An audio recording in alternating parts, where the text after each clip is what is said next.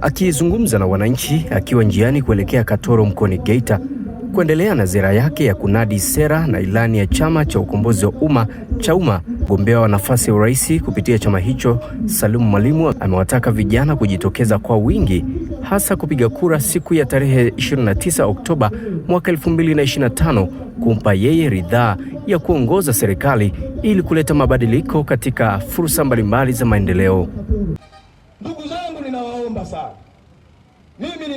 sana hasa vijana wenzangu, nendeni mkaniamini. Tarehe 29, vijana wenzangu, ninawaomba nendeni mkaniamini. Angalau ninakopita watu wananiambia, Mwalimu, songa mbele, huu ni mwaka wa masela, acha masela tuandamane, tushikamane, tukakalia kiti cha urais ili tuone hii nchi imeozea wapi. Maana hawa tunawatuma miaka yote hawaelewi, hawaturudishi majibu ya umaskini wetu, hawaturudishi majibu ya shida zetu za afya, shida zetu za maji, shida zetu za elimu, shida zetu za kilimo, shida zetu za ufugaji, shida zetu za utumishi. Ninawaomba sana ndugu zangu, tunayo kila sababu ya kufanya maamuzi sahihi tarehe 29 ili twende tupeleke mtu sahihi atakayekwenda kutumia rasilimali tulizojaliwa na Mwenyezi Mungu kuondoa umaskini katika nchi hii, na hilo linawezekana. Katika hatua nyingine, ameahidi kuwa serikali yake itaweka utaratibu maalumu ya kuwawezesha vijana wanaoishi pembezoni mwa migodi kupata ajira katika migodi hiyo. Lazima kuwepo na kiwango maalum cha wenyeji wa eneo hilo kupata ajira tena za maana kwenye mgodi.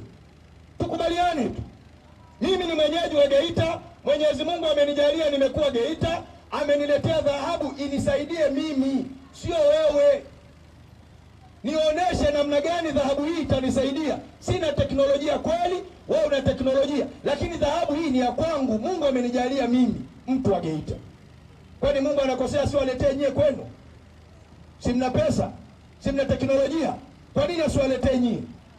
Kaileta hapa itusaidie watu wa Geita.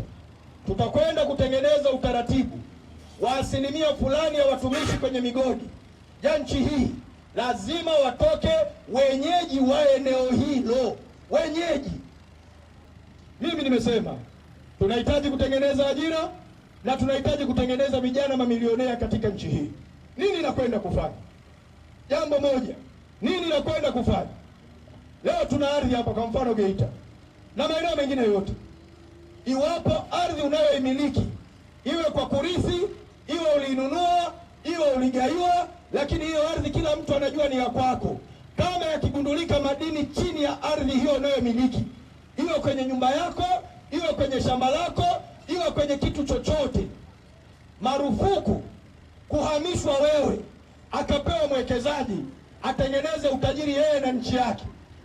Ardhi imegundulika na madini, ardhi ulikuwa unaimiliki wewe, kinachotakiwa mwekezaji aje, mkubaliane naye wewe mwenyewe, uingie hisa, akupe hisa. Faida inayotengenezwa pale kila mwaka mgawane. Kutoka hapa kanda ya Ziwa mkoani Geita, mimi ni Marcel Lazaro na hii ni Clouds TV.